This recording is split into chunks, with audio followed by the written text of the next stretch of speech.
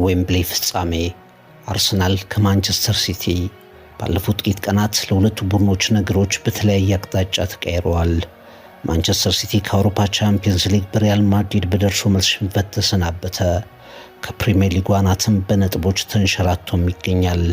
የፔፕና ማንቸስተር ሲቲ ግርማ ሞገስ ደብዘዝ ብሎ የአራቱ ዋንጫዎች ህልም ተደምድሞ ያልጠበቁት ደርሶባቸው ወደ ፍጻሜው ይመጣሉ ሲቲዘንስ። ለፔፕ ጓርዲዮላ የዌምብሌው የሊግ ካፕ ፍጻሜ ጨዋታ ትርጉሙ ከዋንጫ በላይ ነው። ከተሸነፈ በቀናት ውስጥ ከአራት ዋንጫዎች ሁለቱን ያጣል። ሶስተኛው መንገድ ላይ ይመስላል። ለዓመታት በሁሉም የሚፈራው ቡድን የገናናው አሰልጣኝ ዘመን መደምደም የመቃረቡ ሌላ ማሳያም ይሆናል።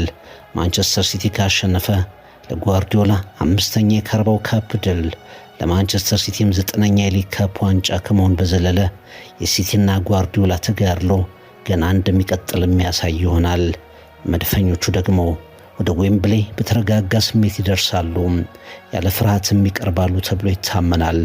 የአራቱ ዋንጫ ድላቸው አሁንም በመዳፋቸው እንዳለ አረጋግጠው በዌምብሌ ይታያሉ።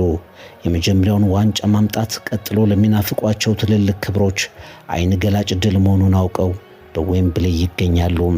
የፕሪሚየር ሊግ መሪነታቸውን ሰፋ ባለ ነጥብ ተቆጣጥረዋል።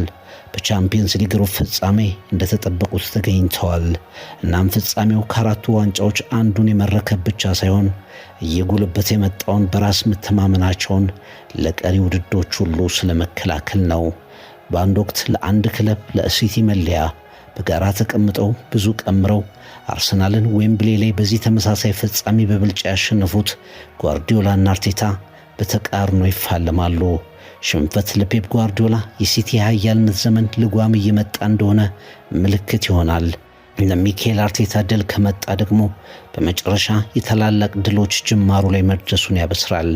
የዕለቱን አሸናፊ ብቻ ሳይሆን መጪውንም የሚናገረው የኢፌል ካራባኦ ካፕ ፍጻሜ ዌምብሌ አርሰናል ከማንቸስተር ሲቲ